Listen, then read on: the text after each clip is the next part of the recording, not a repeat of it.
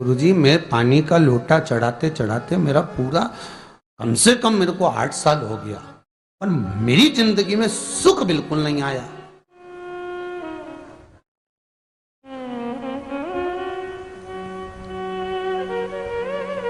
हमने कहा तूने कैसे चढ़ाया, वो भी तो सुने। तो क्या कैसे, क्या स्नान करा और मंदिर जाके लोटा चढ़ाया पानी का। अच्छा, अब मैंने कहा तू चुप रहे। उसके पति, यहीं की इसी ऑफिस की बात है, भवानी मंडी से, उसके पति से पूछा, हाँ जी वर्मा जी सही बताओ, पत्नी लोटा कैसे चढ़ाई। गुरुजी, ना जाने कहाँ के महाराज के चक्कर में पड़ी, लोटा भर के पानी चढ़ाने जाए, नहाने के बाद बच्चा इतना सा रो रहा, चिल्ला रहा, पर उसको टच तक नहीं करे, किसी चीज के नहीं छुए, और बिल्कुल कोरी की कोरी साड़ी पहने, धुली हुई, पहले ही बाथरूम में टांग के धर दे, उसको कोई छू नहीं सकता, टाविल टच नहीं कर सकता, और ऐसी जाके शंकर जी के फिर लोटा चढ़ाए। मंदिर में अगर किसी ने छू लिया तो वापिस आ जाए, नहाए धोए फिर जाए।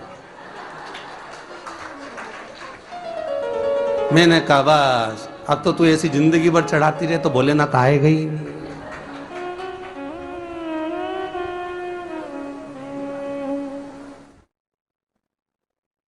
सत्य बोलो रे, मिलेगा। कई लोगों ने पूछा शंकर को रिझाने के लिए कौन से कलर के कपड़े पहने कि शिव राजी हो जाए। शंकर को पाने के लिए कपड़ा बदलने की जरूरत नहीं होती, शंकर को पाने के लिए कलेजा बदलने की जरूरत होती है, शंकर मिल जाता है। कपड़े से शिव कभी नहीं मिला साहब। आप कौन से कलर के कपड़े पहन रहे हो, ये शिव प्राप्त नहीं करोगे हो। सफेद पहन लिए, लाल पहन लिए, केसर के पहन लिया, उससे शंकर नहीं मिल रहा हो। बहुत सारी रुद्राक्ष की माला धारण कर ली, हाथ में भी खूब सारा रुद्राक्ष पहन लिया, यहां पर भी पहन लिया, कान में भी रुद्राक्ष धारण कर लिया, जटा पे भी रुद्राक्ष लगा लिया, उससे शिव नहीं मिलने वाला हो।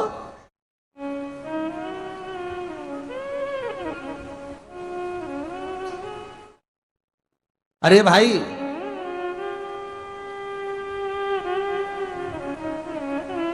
किसके पास में जा रहे हो आप जल चढ़ाने के लिए? जम के बोलिए जरा। शंकर जी के पास। शंकर जी कौन है? तुम्हारे कौन से मतलब नहीं है। भगवान को तो केवल इतना मतलब है कि आप मन कैसा लेकर आए हो। ये तन साफ करने से, स्नान करने से, खूब रगड़ रगड़ के नहाने से, लक्स पेयर से, खूब घिस घिस के नालों ने, क्रीम ने, पाउडर, डेंटिंग पेंटिंग करके फिर भगवान के पास जाओ और बढ़िया 2-4 घंटे तक फैशन करके भगवान को रिझाओ, भगवान रिझेगा? अरे गर्ग संहिता में लिखा है कि शंकर को एक बार प्रणाम करने का फल क्या है कि 10 अश्वमेध यज्ञ के स्नान का जो फल होता है वो मात्र शंकर को प्रणाम करने से मिल जाता है। कितना? 10 अश्वमेध यज्ञ के स्नान का जो फल है शंकर को मात्र प्रणाम करने से मिल जाता है।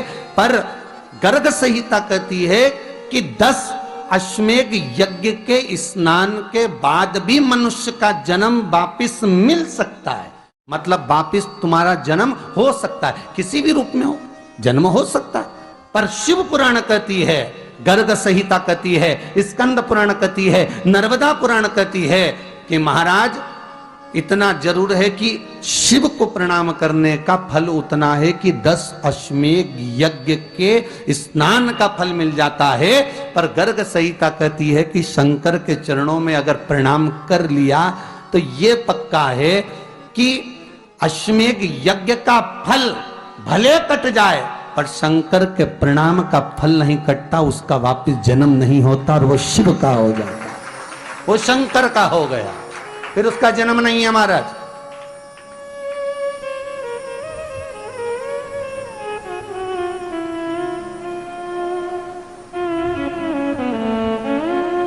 पति से कहा हाथ धो, स्नान कर लो जल्दी से, फिर अपन को चलना है मंदिर। पति बोला नहा लिया एक बार तो दूसरी बार फिर से नहा लो।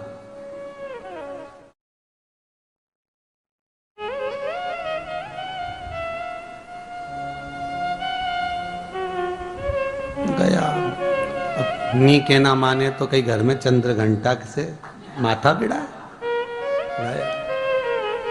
स्नान करा फिर आया। चल पलंग पे काय को बैठ गए?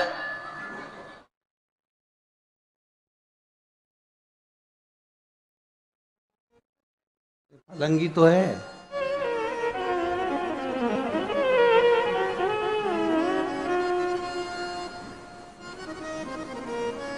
फिर से नहा के आओ। अब ये फिर नहवाने भेज दिया। होता एक सास बेचारी मायके जाना था, मौसी की यहाँ शादी थी। अब उसने बहू से कहा बेटा मेरे को जाना है, अपने घर में छोटे से लड्डू गोपाल उनकी सेवा है, तू एक काम कर कि तू सेवा कर लेगी क्या? हाँ मम्मी, उसमें क्या है, करना क्या है तुम बताओ। बस सुबह से 3 बार ताली बजाना, भगवान को उठाना, पात्र में रख के नहलाना, उनको पोंछना, कपड़े पहना देना, इत्र लगा देना, चंदन लगा देना, मुकुट लगा देना, सुंदर अलकावली सब पिनाने के बाद में भगवान को दर्पण दिखाना। जब भगवान को कांच दिखाए, दर्पण दिखाए, भगवान मुस्कुरा दे, तब भगवान को भोग लगा देना। हाँ मम्मी इतना तो मैं करूंगी, और बाद में भगवान को वापिस सुला देना। हाँ इतना सा कर लूंगी। सास बिचारी कह के चली गई। अब बहू सुबह से उठ के 3 बार ताली बजाई, भगवान को उठाया, बिठाया, नहवाया, तैयार कर दिया। तैयार करके जो दर्पण दिखाया तो भगवान तो मुस्कुराया ही नहीं। अब इसको कौन समझाए कि पीतल की मूर्ति कोई हंसे है? पर उसने तो विचार करा कि सास के गई भगवान जब मुस्कुरा दे तो उनको भोग लगा देना। अब भगवान तो कोई मुस्कुराए नहीं, ये दर्पण दिखाया। इसको लगा कि मेरी सेवा में कोई कमी रह गई। इसने भगवान का कपड़ा वपड़ा वापिस उतारा, इनको वापिस रजाई में सुला दिया। अब भगवान को वापिस रजाई में सुलाया, फिर आ गई, 3 बार फिर ताली बजाई, भगवान को फिर उठाया, फिर बिठाया, बिठाने के बाद में फिर उनको कपड़े वपड़े पहनाकर फिर दर्पण दिखाया, पर भगवान तो मुस्कुराया ही नहीं। ये वापिस इस सेवा में गलती रह गई। वापिस इसने सब कपड़ा उतारा, भगवान को फिर सुला दिया। सुबह 8 बजे से नहवा रही, कपड़े पहना रही और सुला रही। 1 बज गई।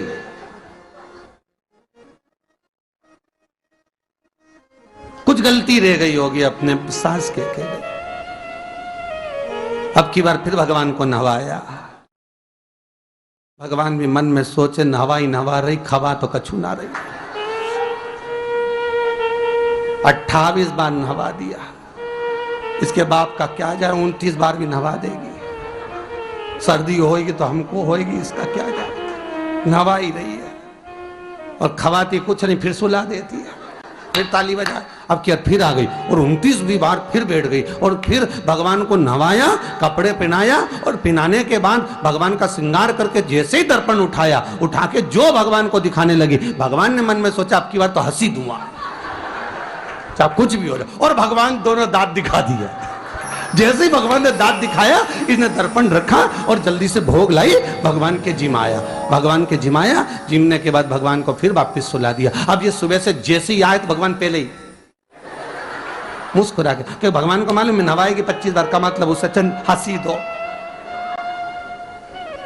हंसने में क्या जाता। तो भगवान पहले से मुस्कुरा के बैठ जाए। अब एक दिन सास आ गई। सास ने कहा बहू अब सेवा मैं कर लूंगी। हाँ मम्मी कर लो। मम्मी सेवा करने बैठी। मम्मी ने भी स्नान कराया, श्रृंगार करा, कपड़े पहनाए, मुकुट लगाया। सब लगाने के बाद जैसे ही सास कांच दिखाने के लिए दर्पण को उठाई, इतने में से मूर्ति में से आवाज आई, दर्पण तो तेरी बहू दिखाएगी, उसको बुला दे, बहुत जोरदार दिखाती, वो दिखा सकती, तू वापिस धर दे दर्पण, तेरे बस का नहीं है। भगवान को भी लगा कि भैया सामने अब इसमें कोई दिखावा था क्या? प्रेम वात्सल्य था। भगवान भक्ति के बल पर रिश्ता है। फिर बैठ गए पलंग पे, नाव वापिस नाते नाते चले, मंदिर पहुंच गए और राम बेलपत्तर तो घर धरी आई। जैसे ही बोली बेलपत्तर घर धरी आई, पति इसको घूर के देखा, 2 बार नवाया है और बेलपत्तर रखी आई घर। ये पति से कहती कि तुम लेने जाओ, उससे पति पहले ही बोल दिया था कि मेरा तो आज घुटना बहुत दुख रहा, बहुत घुटना दुख रहा।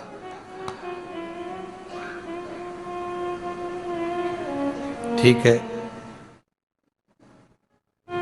तुम बैठो, मैं आई अभी घर से। अब घर जाते जाते मालूम पड़े फिर कहीं का कोई छुआ गया तो नहाने बैठ गई। फिर आई, इसकी जो पूजन की थाली रखी थी, कोई भगत आया बेचारा, उसने सोचा मंदिर की थाली है, सब चढ़ा चुड़ू के चले गया सब। पति से बोली तुमने अकेले ही पूजन कर ली, मैं तो करा ही नहीं। ये नंदी जहां बैठा उसके पास में बैठा, मैंने हाथ नहीं लगाया। तो ये सामान कौन चढ़ाया? इनकी आई थी, सब चढ़ाया। तो क्या शर्म नहीं आई? बेलपत्तर तो था ही नहीं। तो क्या सियोर वाला महाराज की कथा सुनी थी, शंकर जी पे से उठा लिया, धो के चढ़ा के वो गई, वो चली गई। शिव ये नहीं कह रहा कि तुम वस्तुएं बटोर कर लाओ। शंकर कहता तुम्हारे पास में मिल जाए तो समर्पित कर दो, नहीं मिले धोया, वापिस शिव को चढ़ा दिया, वापिस शंकर को समर्पित कर दिया। शिव स्वीकार करेंगे। 1 महीने तक भी एक बेलपत्र को धोकर शंकर को रोज चढ़ाते रहो तो भी शंकर स्वीकार करेंगे। उसमें भगवान ये नहीं सोचेंगे कि निर्माल्य है, स्वीकार करेंगे।